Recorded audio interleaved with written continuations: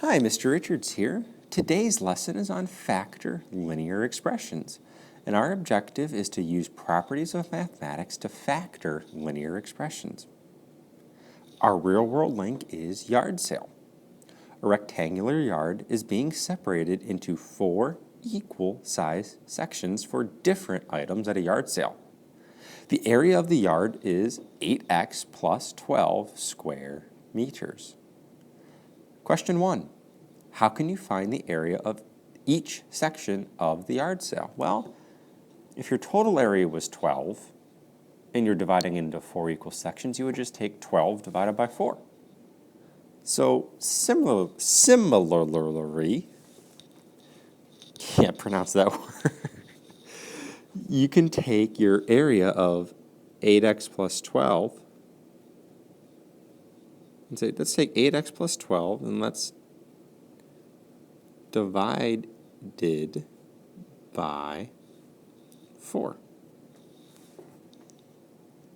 What is the area of each section? Well, there's a couple of different ways of going about this, and that's actually what this lesson is about. But for now, what if you were just to look and say, well, can I take my 8x and divide that by 4? Well, yeah, 8x divided by 4 is just 8 divided by 4 is 2x. What about 12? Well, what is 12 divided by 4? Well, 12 divided by 4 is 3. So I guess we could say, well, each area of each little section is just going to be 2x plus 3 meters squared. Now, down below is a great picture for what is going on.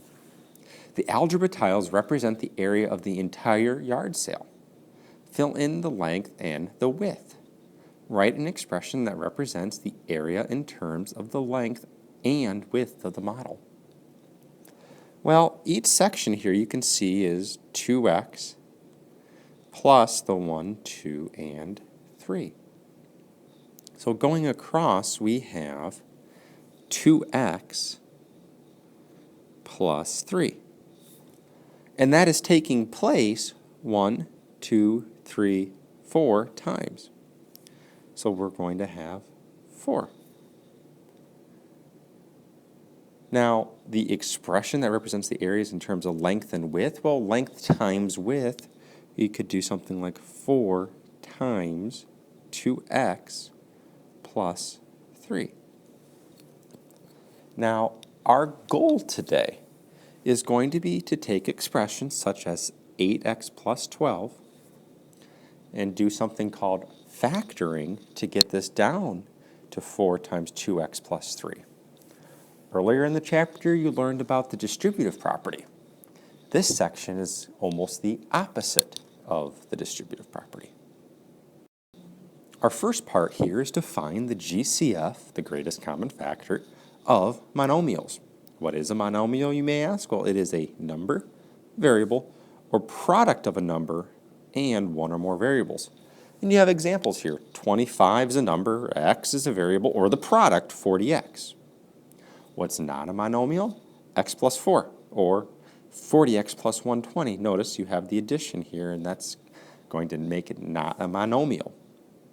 Now, to factor a number means to write it as a product of its factors, such as 8 is 2 times 2 times 2. A monomial can be factored using the same method you would use to factor a number. The greatest common factor of 2 monomials is the greatest monomial that is a factor of both. So before your head starts to spin, let's go through a few examples of what this looks like. 4x and 12x. Well, we wrote the prime factorization of 4x and 12x, 4x being 2 times x, 12 being 2 times 2 times 3 times x. Our common factors were 2, 2, and x, so 2 times 2 is 4x.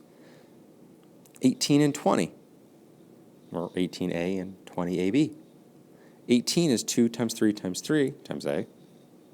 20 is 2 times 2 times 5 times a times b. And so our common factors here were just the 2 and the a, so it's just 2a.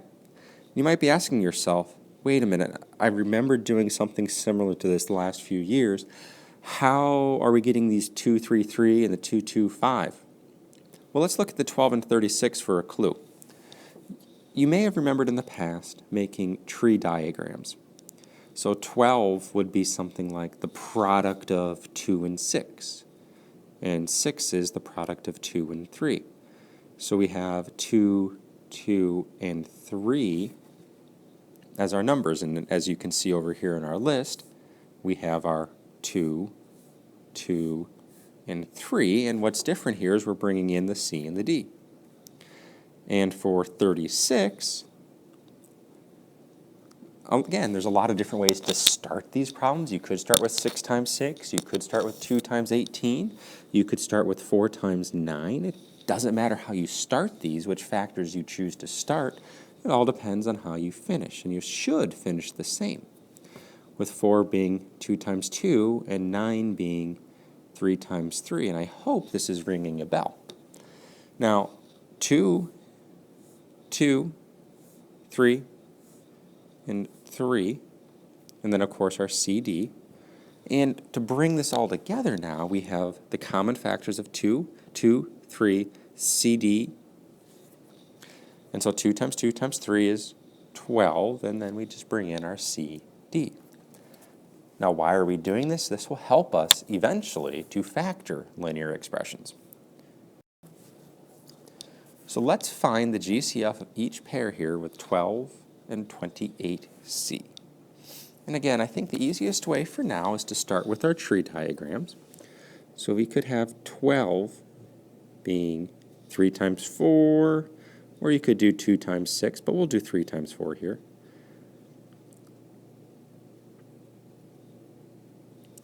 And so 12 is simply 2 times 2 times 3. Now for our 28C, we'll save the C for the end and just look at our 28. 28 can be written as 7 times 4. And 4 is 2 times 2.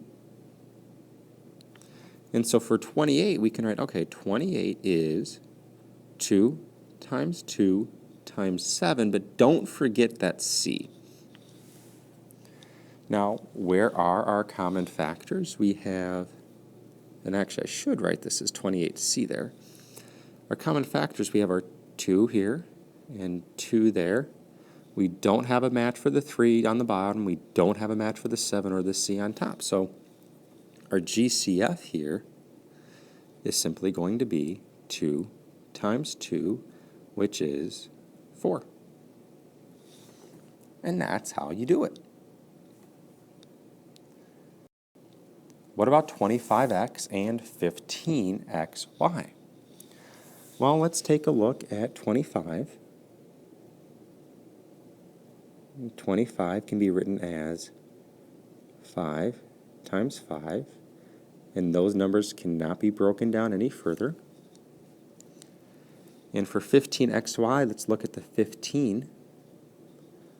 And 15 is 3 times 5, and those numbers cannot be broken down any further. So for our 25x, using our list, we can write this as 5 times 5 times x. And for 15xy, this can be written as 3 times 5 times x times y. Now, where are my common factors? Well, this 5 can match with this 5 here. The second 5 doesn't have a match, but the x has a match here. And so, our GCF is going to be written as 5 times x, which simplifies to just 5x. So not too different than what we've been doing in the past. Now we just bring in the variables.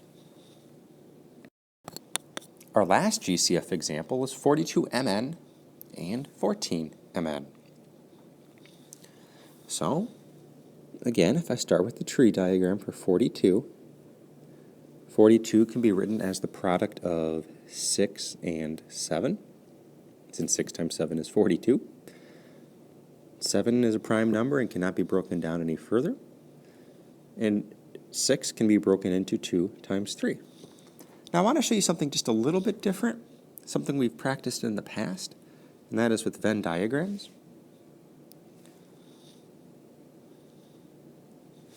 Let's go ahead and write for our 42mn our 2, 3, 7, m, and n. Now let's do our 14 next.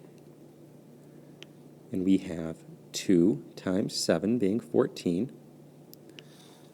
And so for our 14mn, that is 2 times 7 times m times n. Now, the numbers that go in the middle here are the numbers we have in common. And if we look on both sides, we have a 2 that we can place in the middle. We do not have a 3, but we have a 7. We have an m, and we have an n. So our GCF here can be written as 2 times 7 times m times n. 2 times 7 is 14, and then m, n. So you may prefer the list way we've tried in the first two examples, or you may prefer the Venn diagram method that we tried here. As long as you're neat and organized in both will work. So now we get into the heart of the lesson, factor linear expressions, and we're going to use our GCFs of monomials to help us here. Now you can use the distributive property and the work backward strategy to express a linear expression as a product of its factors. A linear expression is in factored form when it is expressed as the product of its factors. So 8x plus 4y can really be written, you take out the 4 as 4 times 2x plus y.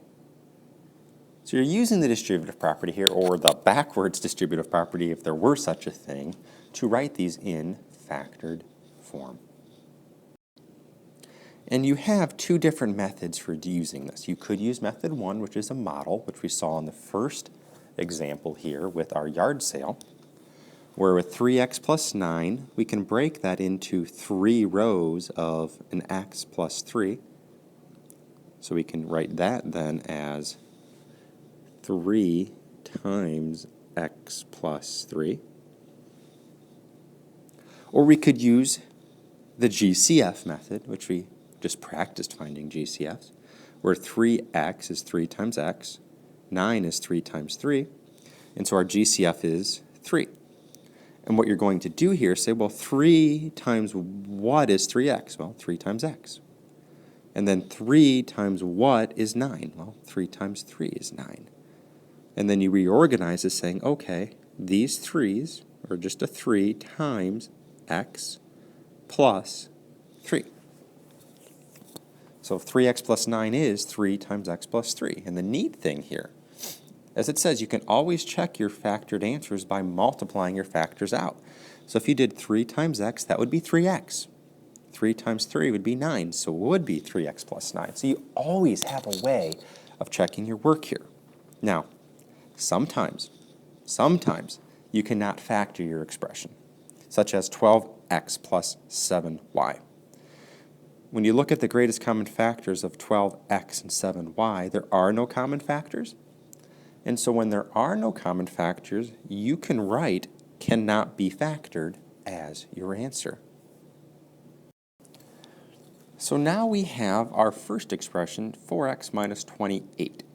And you have, again, two methods, and it's good to practice both so we can see what's going on. With our 4x minus 28, well, if I just draw my 4x's in a row,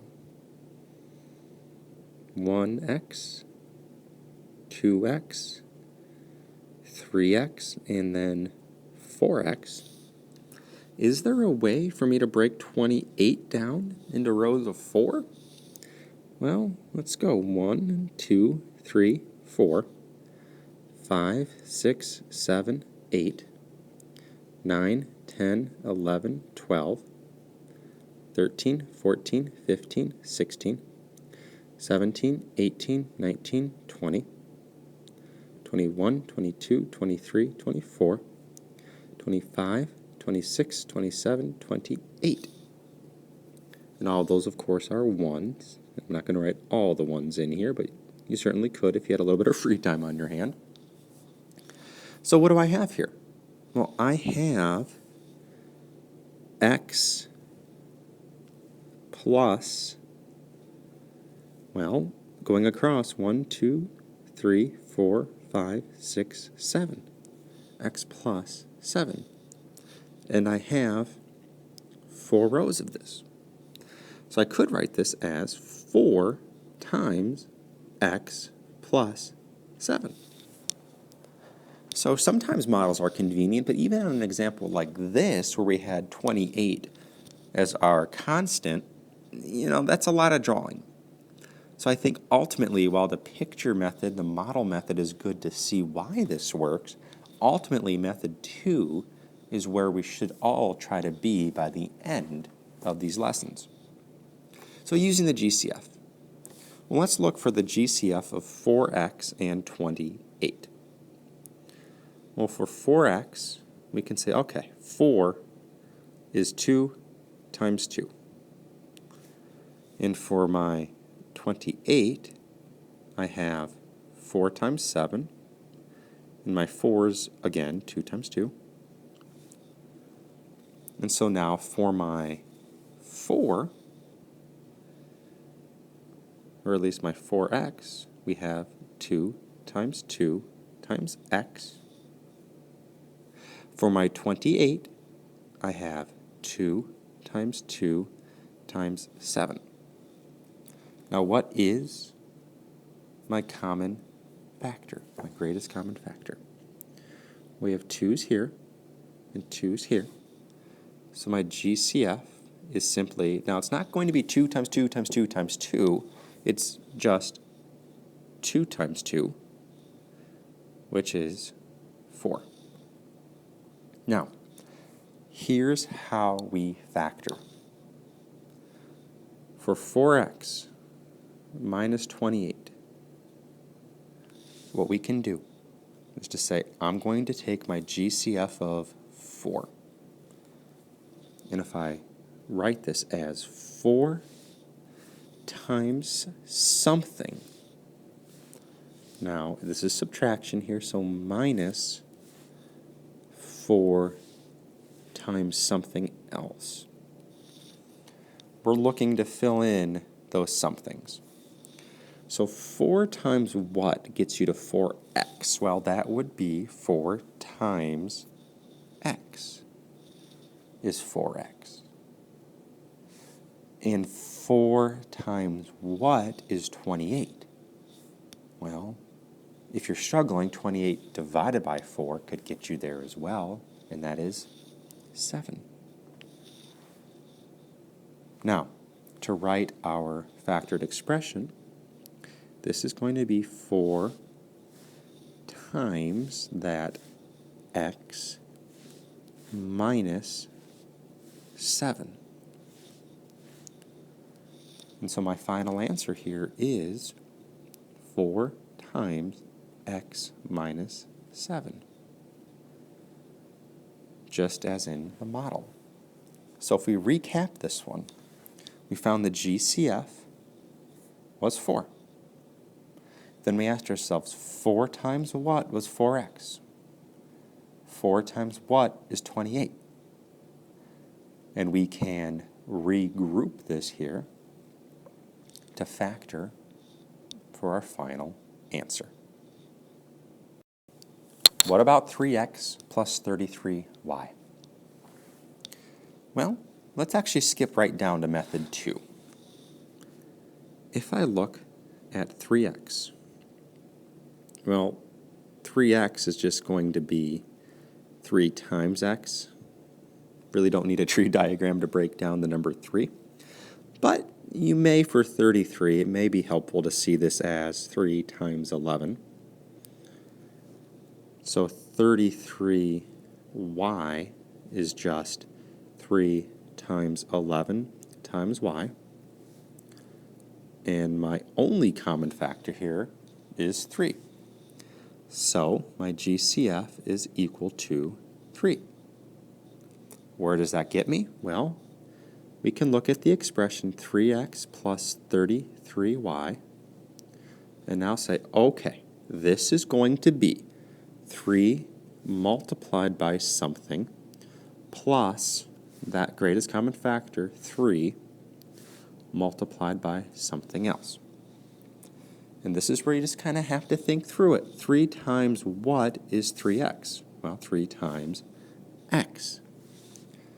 And then 3 times what gets me to 33y? Well, 3 times 11y.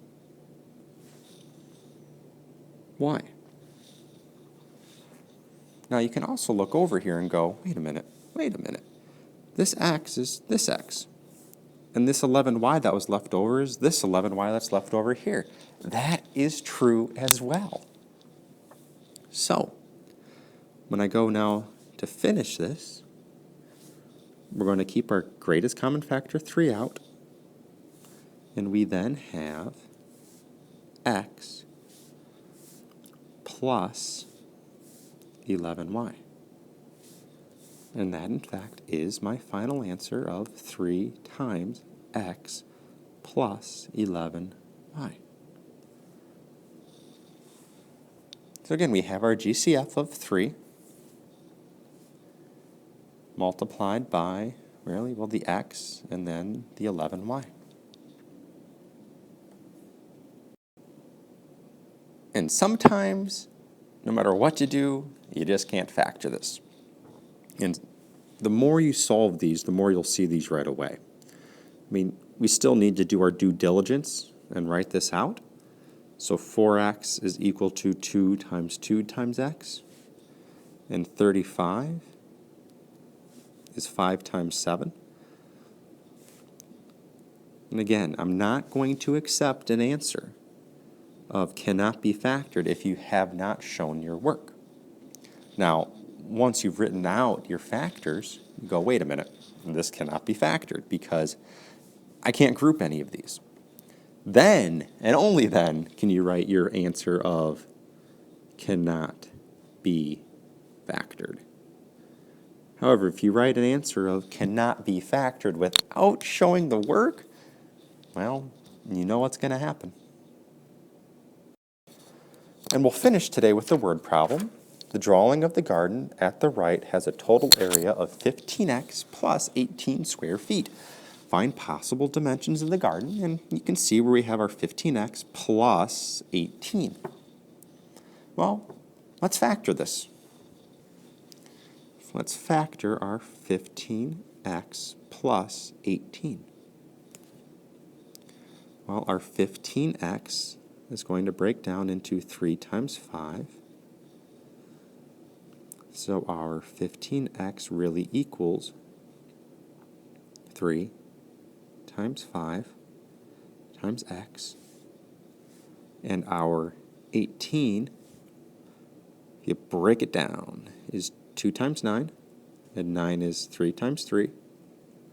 And just as a side note, Mr. Richards, why can't I take 18 and do 3 times 6? And 6 is 2 times 3. And wait a minute, I have the same, 2, 3, and 3. Again, it doesn't matter how you start your factor trees, it matters how you finish. And when you finish, you should, no matter what, have a 2 times 3 times 3. Now, what is our greatest common factor? Well, this 3 can match with either one of these 2 3's down here, and that's about it. So our GCF here is, well, 3. And when we go to write this out, 15x plus 18 is going to equal that GCF of 3 multiplied by something plus that GCF of 3 multiplied by something else. And again, Let's make that connection now. What is that something else? Well, 3 times what gets me to 15x? Well, what's left? 5x.